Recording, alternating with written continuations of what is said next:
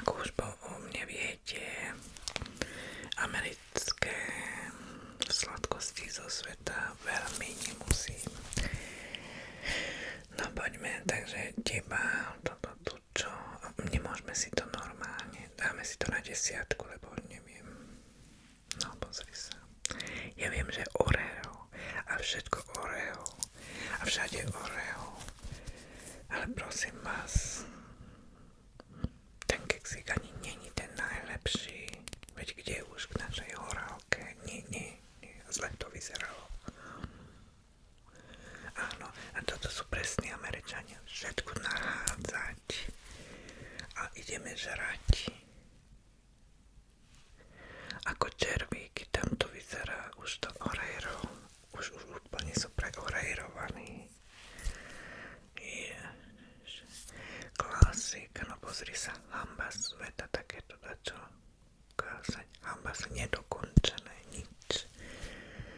Až rúžový krém, no a teraz dali to isté, len si aj zahrysli do toho, už normálne ma napína pomaličky, že ktoré keky, tak toto je najkrajšie zatiaľ. Ja neviem už naozaj, že čo tieto rankingy odo mňa, no pozri. Normálne cukríky tam nalámu a teraz si predstav, že si zahryzneš do lineckého cesta, ešte tam je krém a teraz ti prídu lízatka zo všadia, z každej strany ti prídu a teraz sám nevieš, či máš krém a už rozhryznuté cesto zhltnúť, alebo sa máš ešte s cukríkmi, ako to nepasuje jedno k druhému. Stop. Je to somariny, nechce mi to na 5 zobrať, no úplne ešte si to vyberá, že kde ho dám, no pozri, ako škaredo to vyzerá. Vieš, prečo je takto to cesto? Lebo ho normálne nerozválkali. Toto je lenivosť.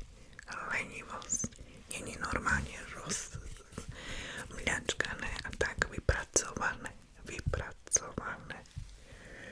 Hamba sveta americká. Dajte tam aj kečup. Môže byť aj, oni si aj dajú kečup. Linecké cesto smotaná, ale ešte môže byť, že je to na dvojke, že sa to aspoň jesť dá. Aspoň, že sa dá. No a jednotka bude kakaoko. Citrónové. Pomarančové či citrón. No podľa mňa je to citrón. Ale dobre,